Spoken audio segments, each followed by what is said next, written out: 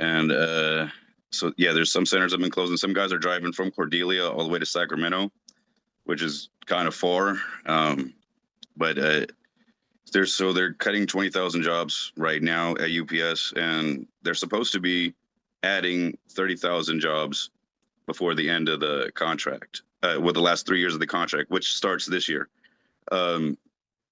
So it's UPS is calling them the buyouts illegal, and they're really not. It's like they're not trying to honor the contract. We still don't have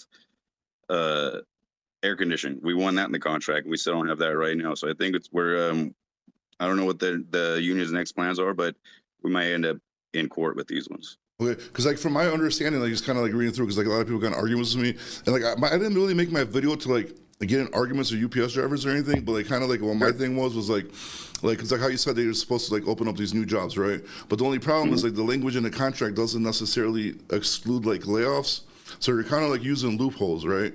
To do what they want to do, and that was my whole thing. Like not like talking smack, but I was like, man, like listen, dude. I'm like, if you because I remember when this whole thing, because I do like trucking, so I do like trucking, Tic Tacs and stuff like that, and so I cover like news. But I remember when you guys were doing the contract.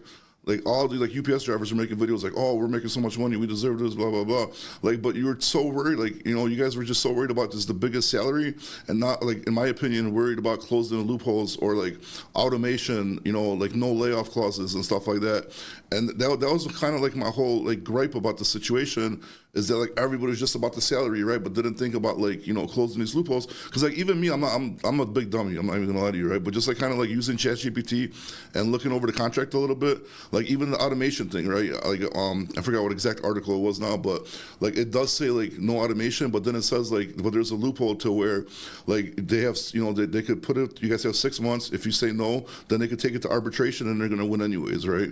So like just like that's what I was kind of like more talking about, and everybody's in my comments like just like talking crap to me and like like I'm a hater or this and that. But like my whole really thing is like like yeah, great, getting a lot of money is nice, but there's certain things that you should be worried about, like these backdoors and these loopholes, to where you're gonna get screwed later. And for some reason, like dude, like I got like UPS guys like trying to come and fight me and stuff. I was like, dude, like I'm like man, I'm just like just voicing my opinion, because the salary is not always the most important thing. Definitely. Yeah, there is language in the contract, but it is kind of vague. I was just looking at it not that long ago, and it does talk about like automation and that's preventing automation, but it says that if UPS does plan to introduce technology, that they have to tell the union within 45 days, and then the union will have to vote on it if it's going to affect. Yeah, but they say no, in 6 months UPS could take it to arbitration, and that's when they're gonna win it. So like that's like even like looking over that kind of stuff, or like there's like absolutely no layoff clause pretty much in there whatsoever.